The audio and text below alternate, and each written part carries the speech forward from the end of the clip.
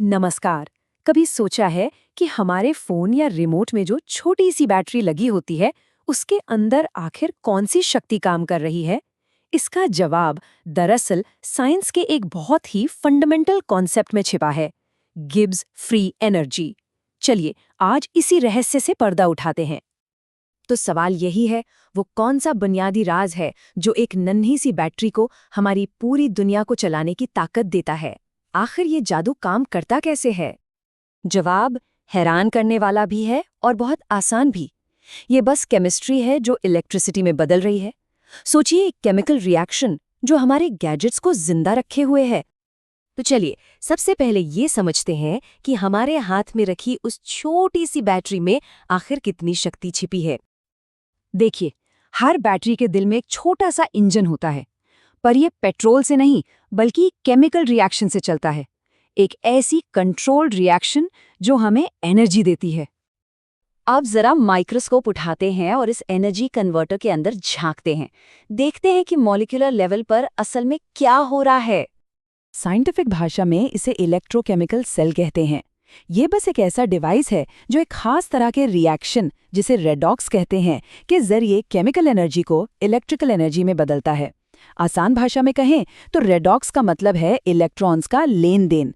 एक atom electron देता है और दूसरा ले लेता है। तो चलिए मिलकर एक सेल बनाते हैं। इसकी शुरुआत होती है एनोड से, यानी नेगेटिव टर्मिनल से। ये वो हिस्सा है जो अपने इलेक्ट्रॉन्स को छोड़ने के लिए, डोनेट करने के लिए हमेशा तैयार रहता है। यहीं से एनर्जी का सफर शुरू होता है। और अब आता है कैथोड, यानी पॉजिटिव टर्मिनल। अगर एनोड देने वाला है तो कैथोड लेने वाला है। ये एनोड से निकले इलेक्ट्रॉन्स को अपनी तरफ खींचता है। इलेक्ट्रॉन्स की मंजिल यही है। लेकिन इन दोनों को जोड़ने के लिए एक पुल भी तो चाहिए। इससे हम कहते हैं सॉल्ट ब्रिज। ये न सिर्फ सर्किट पूरा करता है, बल्कि चार्जेस को भी बैलेंस रखता है, ताकि इलेक्ट्रॉन्स का ट्रैफिक जैम ना हो और फ्लो बना रहे। और बस इलेक्ट्रॉन्स का यही लगातार बहाव, एनोड से कैथोड तक का ये सफर, इसी को तो हम बिजली कहते हैं। कितना सिंपल है ना? पर ये सब होता कैसे है?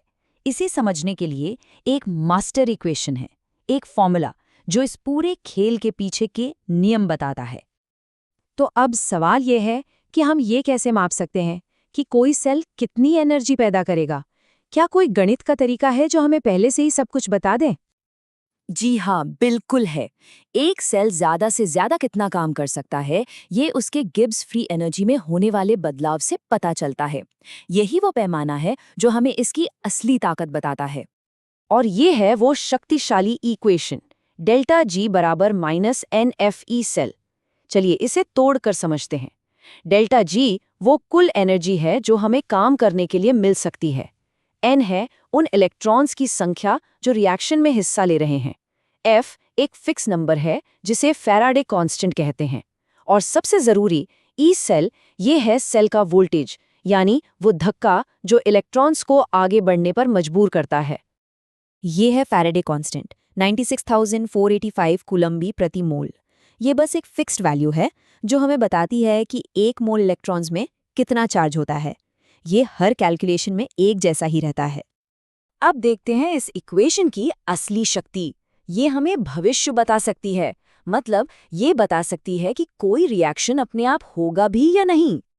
नियम बहुत सीधा है। अगर डेल्टा जी की वैल्यू नेगेटिव है तो मतलब रिएक्शन अपने आप होगा। ये एक तरह से ग्रीन लाइट है, सेल एनर्जी देगा। लेकिन अगर डेल्टा जी पॉजिटिव है तो रिएक्शन अपने आप नहीं होगा, ये रेड लाइट है। उस रिएक्शन को करवाने के लिए हमें बाहर से एनर्जी देनी पड़ेगी। तो एक अच्छी बैटरी के लिए सबसे जरूरी क्या हुआ? एक नेगेटिव डेल्टा जी। यही नेगेटिव साइन इस बात की गारंटी है कि बैटरी काम करेगी और हमें पावर देगी। तो अब इस फॉर्मूले की दुनिया से बाहर निकल कर देखते हैं कि असल दुनिया में भविष्य के लिए ये इतना जरूरी क्यों है। ये इक्वेशन इतना जरूरी क्यों है? क्योंकि ये हमें पहले से बता देता है कि कोई केमिकल रिएक्शन काम करेगा या नहीं।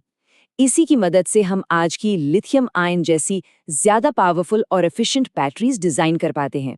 यही नहीं, ये हमें फ्यूल सेल की एनर्जी कैलकुलेट करने से लेकर हमारे शरीर में होने वाले एनर्जी प्रोसेस को समझने तक में मदद करता है। तो ये सिर्फ किताबों की थ्योरी नहीं है, ये असल में केमिकल एनर्जी को काबू करने और उसे इस्तेमाल करने का एक ब्लूप्रिंट है। और आखिर में एक सवाल, अगर ये एक इक्वेशन हमें जानी पहचानी रिएक्शंस की ताकत को समझने में मदद कर सकता है, तो ज़रा सोचिए एनर्जी के और कितने नए रूप हैं जो बस खोजे जाने का इंतज़ार कर रहे हैं। भविष्य में अपार संभावनाएं हैं।